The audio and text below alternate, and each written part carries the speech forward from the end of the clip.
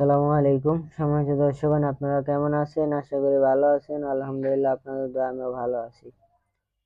তো শত্রু আপনাকে দেখে কুত্তার মতো দৌড়ে পালাবে, মানে শত্রু আপনাকে ভয় পাবে। শত্রু আপনার আপনার আপনাকে দেখলেই ভয়ে থাকবে সবসময়, ঠিক আছে? খুবই পরীক্ষিত একটা আমল, শক্তিশালী, সাংঘাতিক। এটা বিনা কারণে কাউকে ক্ষতি করার জন্য করবেন না অন্যায়ভাবে, এতে বিপরীত হবে।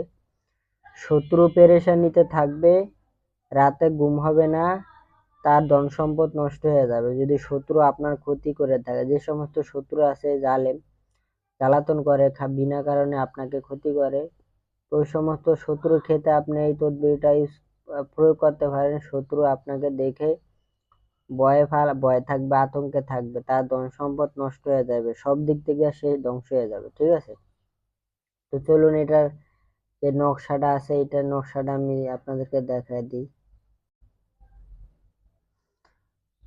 এই যে নকশাটা দেখতে পাইতেছেন, এই নকশাটা লেখার নিয়ম আমি আপনাদেরকে বলে দিতেছি। ভিডিওটা শুরু থেকে শেষ পর্যন্ত দেখবেন। হ্যাঁ,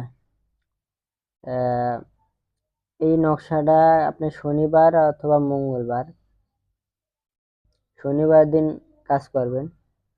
শনিবার দিন রাত্রের বেলা আপনি এশার নামাজের পরে এই নকশাটা, এই যে এখানে যে নকশাটা আছে, এটা জাফরান কালি দিয়ে সাদা কাগজ অথবা বোস পাতা, যদি বোস পাতা না পান সাদা কাগজে লিখলে হবে, জাফরান কালি দিয়ে পাক পবিত্র হয়ে জায়নামাজে বসে কেবলামুখী হয়ে এই নকশাটা লিখবেন। নকশার নিচে এই যে ফুলান বিন ফুলান, এই যে এখানে যেটা লেখা আছে এটা থাকবে, এখানে এটা যেভাবে আছে সেভাবেই লেখা থাকবে।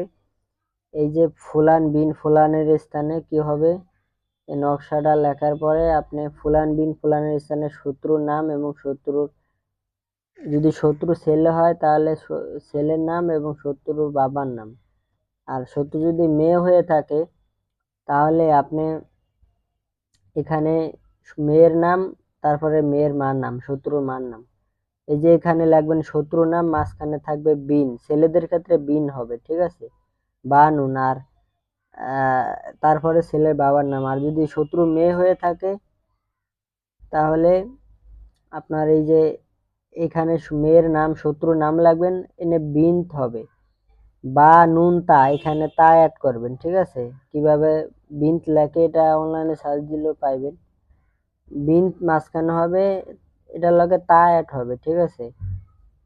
বিন্ত লেখে তারপরে মেয়ের মার নাম লেখার পরে এই যে নকশাটা আছে, এই নকশাটা আপনি যে কোনো ভাবে হোক মাদলিতে ভরে, বা এটা পানিতে যাতে নষ্ট না হয়, যেমন করে মাদলিতে বা যে কোনো ভাবে হোক এটা যাতে নষ্ট না হয়, এরকম করে মাদলিতে বললেই হবে, সবচেয়ে ভালো হয়। মাদলি দেখবেন কোনো ফাঁক ফুক যাতে না থাকে। তো মাদলির ভিতরে ঢুকায় শত্রুর ঘরে দাফন করে দিবেন। আর শত্রু যদি ঘরে দাফন করা সম্ভব না হয় তাহলে শত্রু যে রাস্তা দিয়ে চলাফেরা করে বা দরজার সামনে বাহিরে উঠানে পুঁতে দিলেই হবে। তাহলে দেখবেন শত্রু অতি দ্রুত ধ্বংস হয়ে যাবে। হ্যাঁ, আপনাকে দেখে ভয়ে পালাবে কুত্তার মতো।